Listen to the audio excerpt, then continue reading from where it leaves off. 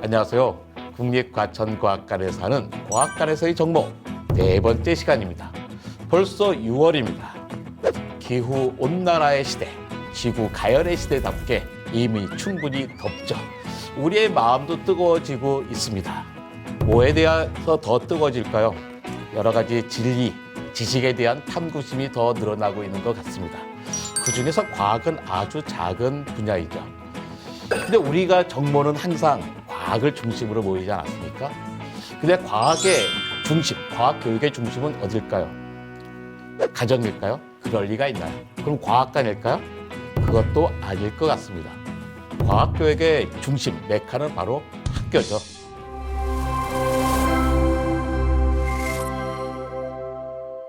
오늘은 우리 자녀들의 과학 교육에 대해서 심도 있는 이야기를 하기 위해서 과학 교육의 중심에 서 있는 대한민국의 대표 과학 교사 세 분을 모셨습니다. 안녕하세요. 네, 안녕하세요. 네. 먼저 각자 소개 짧게 해주시죠. 저는 지금 김포시에 있는 장기 중학교에서 1학년 과학을 가르치고 있는 김미정이라고 합니다. 반갑습니다. 네, 저는 서울사대 부여중에서 과학을 가르치고 있고요. 예, 지금 중학교 2학년, 3학년 여학생들을 가르치고 있습니다. 네, 이름은 한문정입니다. 반갑습니다. 안녕하세요. 저는 서울 오산고등학교에서 화학을 담당하고 있는 정지수라고 하고요. 올해는 잠깐 아기를 돌보느라 휴직을 하고 있습니다. 그러니까 세 분 다 교사이면서 학부모. 그럼 먼저 이 얘기부터 해보죠. 우리 학교 다닐 때, 우리의 학창 시절과 요즘 아이들의 학창 시절, 학교 다닐 때 태도 어떻게 다른가요? 과학 시간에 제가 기억 남는 에피소드가 생물 시간인데 이렇게 과학실로 오래요. 그래서 막 열심히 갔어요. 근데 선생님은 안 오고 막 애들이 웅성웅성하고 있는데 좀 이따 생물 선생님 막 오셔가지고 야, 너희들 왜 여기 있냐고, 우리가 실험한 적 있냐고. 그러고 보니까 그렇더라고요. 실험 한 번도 안 했는데 누군가가 장난을 친 거였었어요. 그래서 그때 깨달았어요. 우리가 실험을 한 번도 안 했구나라는 거를. 저희 세대는 정말 경험을 거의 많이 안 했던 세대였던 것 같아요. 저희 때는. 한문조 선생님 학교 다닐 때 실험한 적이 있어요? 학교에서요? 예, 저는 화학 시간에 실험을 한 적이 있어요. 네. 네. 근데 그게 이제 굉장히 이제 흔하지 않은 거였죠. 근데 1년에 한 번은 화학실에 가서 화학 실험을 했던 것 같아요. 예, 그리고 뭐 생물 실험도 현미경을 본 기억이 나고요. 예, 그런 게 이제 흔하지는 않았지만 그렇게 한두 번씩 했던 그 기억이 굉장히 강렬하게 남아있죠. 근데 요즘 학교에서 실험을 한다 그러면은 세팅을 미리 해줍니까? 아이들한테 다 하라고 시킵니까? 저희는 이제 조교 선생님 계셔서요. 미리 다 준비를 해주세요. 네. 그리고 이제 끝나고 난 다음에 뒷정리도 다 해주시고요. 네, 물품 구입서부터 그렇게 조교 선생님이 안 계시면 사실은 그걸 교사가 다 준비하면서 실험을 하기는 되게 힘들 것 같아요. 다른 학교도 그렇게 하나요?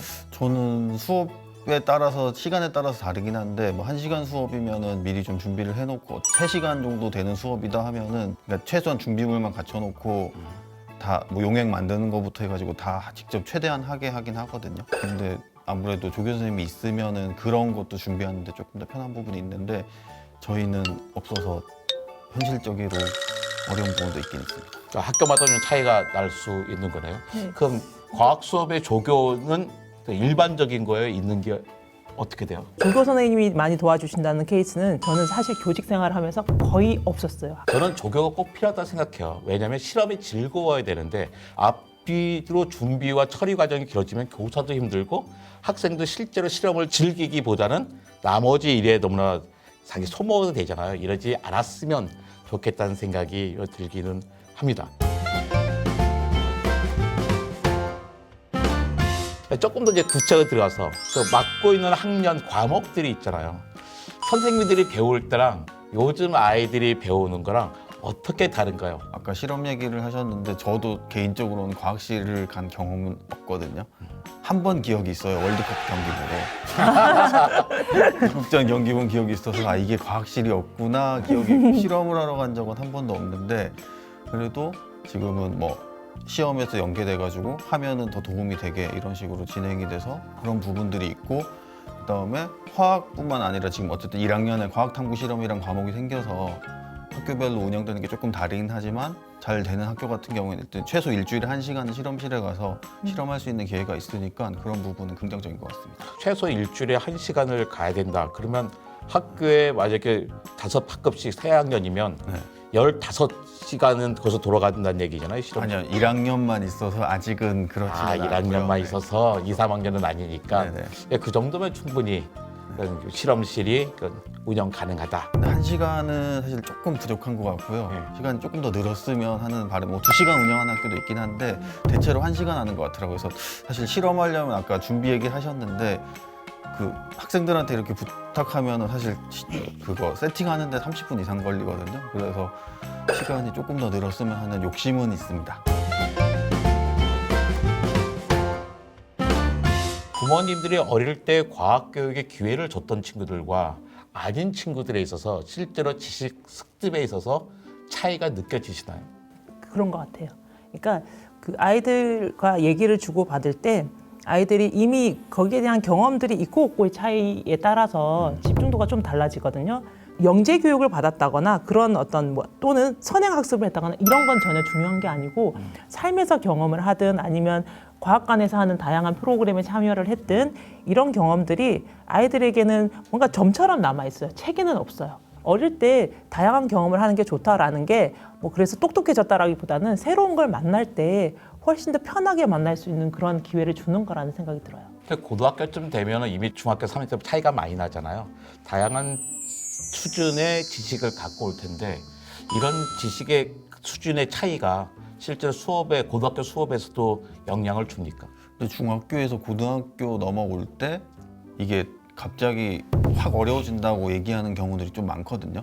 그래서 중학교 때까지 과학을 좋아했다가 고등학교 때 과학을 배우고 과학이 재미없어서 문과가요라는 학생도 되게 많아요. 그러니까 그런 건 사실 선행학습한 애들이 조금 더 낫긴 하거든요. 근데 부작용이 너무 많고 그 학생들이 잘하지도 않거든요. 똑같이 물어보면 똑같이 몰라요. 그래서 그런 부분이 있어서 저도 선행학습은 좋지 않다고 생각을 하고 그다음에 개인적으로는 화학에서 사실 많이 못 봤는데 생명 쪽에서는 그런 뭐 식물이나 특정 동물 같은 거에 관심 있는 학생들이 보면은 해마다 한두 명씩 꼭 있거든요. 그런 학생들 보면 그렇다고 생명과학 성적이 좋진 않아요, 사실.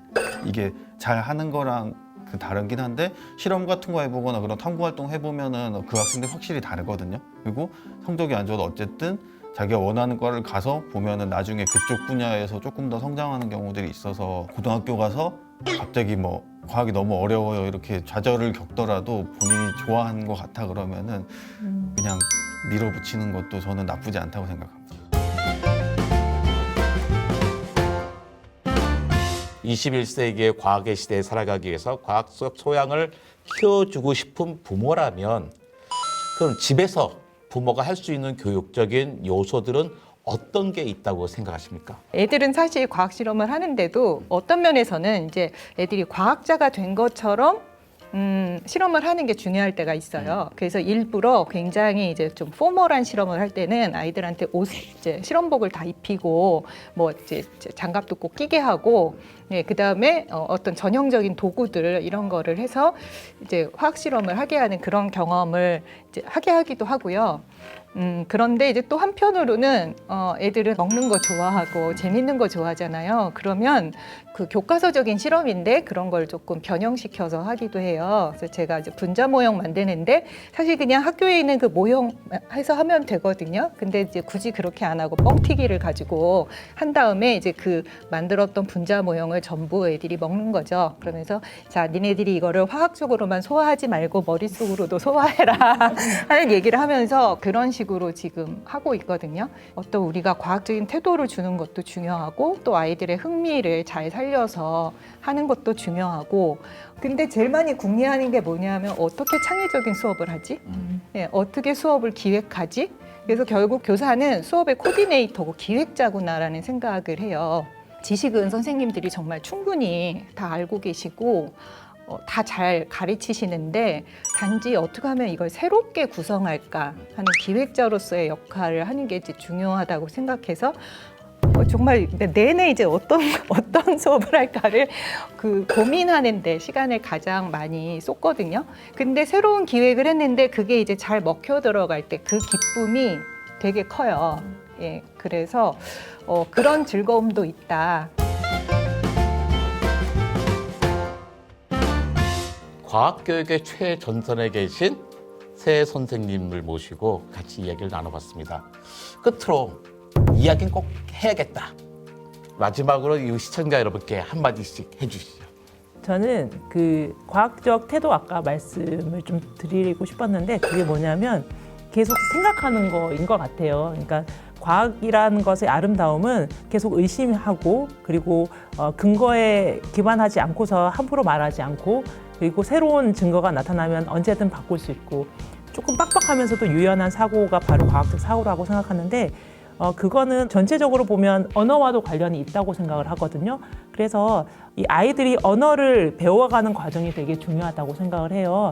그 과정에 아이들끼리만 얘기를 하면 요새 말하는 줄임말 이런 것들 그리고 크크크크 뭐 이런 식의 아주 단조로운 대화들이 많이 오고 가는데 아이와 계속 사고를 이어갈 수 있는 그런 대화를 집에서 많이 하는 게 정말 중요하지 않을까. 그리고 이제 부모가 얘를 과학자 시켜야지 공부를 잘하게 해야지 이런 그런 욕심이 아니라 정말 아이를 사고하게 하는 그런 대화를 집에서 많이 하는 게 정말 중요하겠다라는 생각이 참 많이 들더라고요. 그래서 그렇게 해주셨으면 좋겠습니다. 정말 언어는 중요하죠. 네. 선생님. 네. 저는 사실 요즘 기후위기 교육에 되게 관심이 많거든요. 근데 그게 이제 어떻게 시작된 거냐면 처음에는 기후위기에 대해서 이제 과학교사로서 관심을 갖고 어떻게 수업을 할까를 이제 고민하면서 사실은 제가 잘 모르니까 공부를 시작했어요. 공부를 시작하다 보니 이게 진짜 지금 굉장히 중요한 문제라는 걸 제가 깨닫게 된 거죠. 제가 교사로서만 관심을 가진 게 아니라 저의 삶 전체를 바꿔야 하는 문제구나. 그러니까 제가 제 삶의 가치관으로 이게 굉장히 중요한 문제로 다가온 거예요. 그래서 이걸 보면서 사실은 과학을 이렇게 그러니까 내 삶의 문제로 받아들이는 그런 것들이 굉장히 중요한데 이런 거를 학생들한테 이렇게 자연스럽게 전해주는 거는 참 쉽지 않다는 생각을 해요. 그러면 이제 사실은 학교 안에서의 교육만으로 끝이 아니라 우리가 이제 흔히 말하는 학교 밖 과학이라고 말하는 그거요. 이제 그 부분들이 이제 부모님들이 아이들과 함께 할 수 있는 그런 부분인데 그 어렸을 때부터 과학을 이제 문화로 아이들이 체험하면서 과학적 소양을 쌓을 수 있게 그렇게 애들이 삶에서의 어떤 지식으로 받아들인 것들은 아까 말한 대로 아주 자연스럽게 가치관까지 이렇게 갈 수 있거든요. 그렇게 어렸을 때부터 과학관에 온다든가 아니면 과학자의 강연을 한 번이라도 들을 수 있게 그렇게 한다든가 뭐 과학 잡지나 아까 과학 도서를 읽는다든가 그런 다양한 이제 과학 문화를 접하게 해주는 것이 학교 밖에서 할 수 있는 굉장히 좋은 일인 것 같아서요. 그런 일들을 아이들이 가정에서 부모님과 함께 할 수 있으면 좋을 것 같습니다. 책 제목이 뭐죠? 네. 네, 공전인데요. 제가 단번에 개념 잡는 기후변화라는 책을 다른 선생님들과 신가람 선생님들과 함께 썼어요. 제가 그 책을 콜롬비아 국제도서전에서 한국의 대표 기후 위기 도서로 선정해서 소개한 적이 있었습니다. 난리 났었습니다. 네, 너무 감사합니다. 일단 저는 지금 뭐 부모님들도 그렇고 그냥 과학하면 사람들이 되게 어렵다고 느끼는 것 같아요. 근데 사실 어려운 건 맞거든요. 파고들면 어렵죠. 어렵죠. 그리고 솔직히 말씀드리면 수능은 어려워요. 수능 정말 어려워요. 그 화학 문제. 수능 화학 문제를 다 푸는 데는 문제가 없더라고요. 근데 시간이 과연 그 짧은 시간 안에 이걸 다 푸는 게 아이들이 가능할까 싶을 정도로 어렵더라고요. 현실적으로 저는 불가능하다고 보거든요. 요령이 없으면.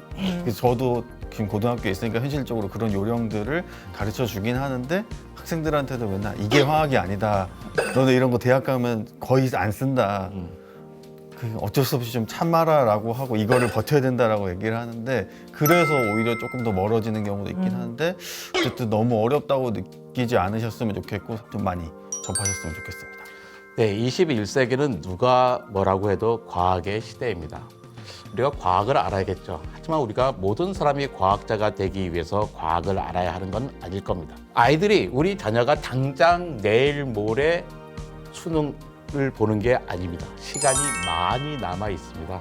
너무 재촉하지 마시고 충분히 시간을 가지고서 아이들이 과학을 즐기면서 생각을 할 수 있는 틈을 줬으면 좋겠습니다. 그리고 무엇보다도 과학교육은 학교에서 선생님과 함께 이루어지는 거죠. 우리 학교 교육에 대한 신뢰를 가지고서 아이들을 키워나갈 수 있으면 좋겠습니다. 오늘 즐거운 이야기 감사합니다. 감사합니다.